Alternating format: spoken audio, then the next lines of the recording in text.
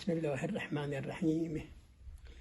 هر پدیده‌ای که رخ می‌دهد ناچار خلاق متعال در آن باره مصلحتی هست که ما از آن اطلاع نداریم. حالا که همچین بیماری که آمده است مصلحت چه بوده خدا میدونه، اما ما باید همیشه به خدا متوجه باشیم که همیشه خداوند منان نسبت به بندگانش رئیف و رحیم است. حتی در اون آیه می‌فرماید و یرسل علیکم حفظه، خدا حافظانی را برای بشر میفرستد که بشر را از بسیاری از بلاها حفظ کند. مسلما این حافظان از این بلا در این شهر و شهرهای دیگر هست.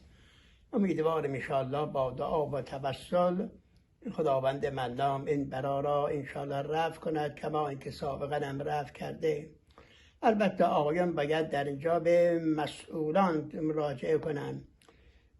مسئولان پزشکی هر چه بگویند برای ماها حجت. مثلا در اجتماعات عمومی کمتر حضور پیدا کنیم یا دستورهایی که میدهند انها را عمل کنیم و انشاءالله امیدوارم خلاق متعال رحمت شامل حال ما بوده و خواهد بود.